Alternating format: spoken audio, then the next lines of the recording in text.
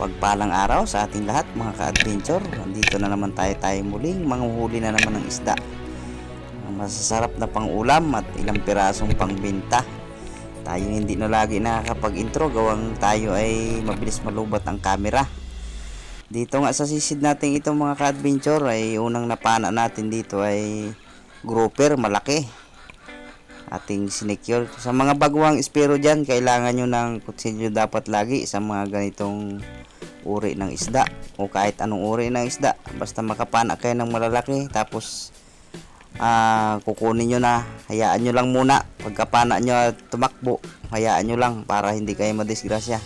Maraming espero ngayon ang nadidisgrasya mga ka-adventure, gawang yung iba kasi walang pahinga tapos isid agad kaya nadidisgrasya. Ayun mga ka-espero,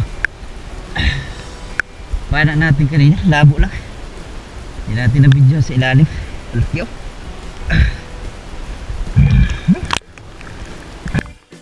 Yan, ito lang ang nahuli natin sa araw ng ating pamamana. Saglit lang tayo gawa ng pagtanghali na ay mabilis nang malabo ang dagat mga ka-adventure.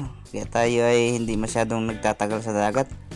Mga 3 oras na sisid, okay na. Uuwi na rin gawang nalalabo gawa ng lagi nag-ainulan din sa amin sa San Francisco, Quezon.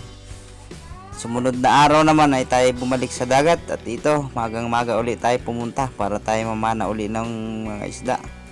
Ito unang sisid natin, pinana natin itong bayang.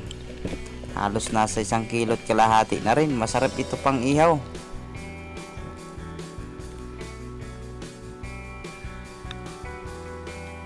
Yan, tayo bumalik na ulit sa ilalim pagkatapos nating masecure yung ating unang isda. Nakita tayo dito ng good size na talakitok. Halos 7 guhit na rin ito mga ka-adventure. Sarap ito sa sinabawan. Kaya naman na ari. Pati vlog ko ay may manok na at kambing. Ayan, ito na yung ating talakitok. Ito ay bininta rin natin. Bali, nakabenta itong talakitok na ito nasa 200 pesos na rin mga ka-adventure. Balik na naman tayo at ayan na naman yung mga bayang. Ang dami, tirahin natin ang tirahin. Sayang din ito.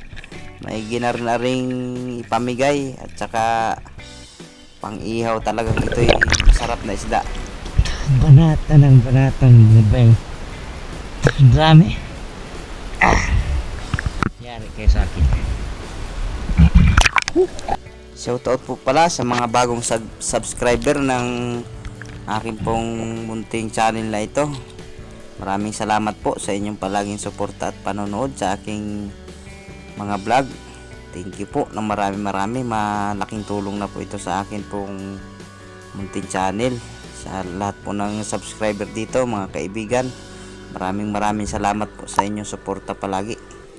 At yan, nakapana nga pala tayo ng talakitok. Hindi na natin na video. Paaw na tayo, nakadaan tayo dito ng pugita mga ka-adventure. Yan malaki-laki na itong pugita na ito. Kaso ay lumabas, kaya ang ginawa ko rito, ginamitan ko na ng kutsilyo para hindi na tayo mahirapan. Kaya number 1 kailangan natin sa pamamana mga ka-espero, talagang kutsilyo dapat lagi.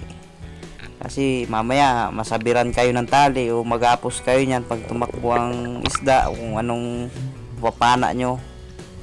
At nasabiran kayo sa paa, naku, yari, talagang disgrasya. Kaya kailangan natin palagi ng kutsilyo at unang-una palagi tayong mag-ingat mga adventure. Mga ka-espero, laging paalala, magpahinga bago bumalik sa ilalim, dublehin ang pahinga. Sa una-unahan, ayan, nakakita na naman tayo, pugita na naman. Siguro kung ito ang hinanap ko dito ay marami itong pugitang ito dito. Ito'y nadaanan ko lang at ako'y pauwi na rin ito mga ka-adventure gawang may ulanin na at tanghali na rin pati. Nag-umpisa tayo manisi din ay alas 7 ng umaga. Yan dito yung pugita. Yan kung nakikita nyo yung mga idol, nalabas yung kanyang gaway. Ito ay ang ginawa ko rito, inasundot ko para hindi ako mahirapan. Gawang pag pinana natin ito agad sa butas niya't namatay, nako, tayo pahirapan na rin pagkuha. Kaya inasundot-sundot ko lang. Sabi lang ng mga taga rin sa amin ay inakiliti lang yan para lumabas. Yan na, palabas na. Dating nga dakutin ito mga ka-adventure. Yari ka, huli ka. Yan o, malaki na rin ito. 1 kilot kalahati na ito nung aking timbangin mga ka-adventure. Nagagat na. Ang problema dito, ngalay na yung pangako kangangat-ngat mga ka-adventure. Hindi siya mamatay. Kaya ang ginawa ko, kinuha ko yung kutsilyo ko at pinugot ko yung ulo. Pugot na ang ulo ay nagapang pa rin. Ang tibay ng buhay ng pugitang ari. Yan o. Kung nakikita nyo, hiwalay na yung kanyang ulo doon sa katawan. Gawa ng kinagat natin kanina, hindi mamatay. Kaya pinutol natin yung ulo. Ay yun. Yan yung kaputol niya. Tingnan niya walang ulo na. Pero gumagalaw pa rin. Pagkahuli na natin ito mga ka-adventure, tayo umuwi na rin.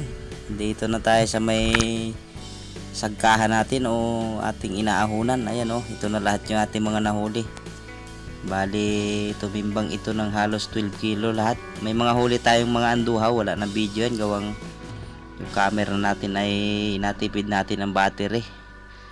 Hanggang sa muling episode natin mga ka-adventure, mga ka-espiro, lagi kayo mag-iingat. Dive safe palagi sa atin lahat.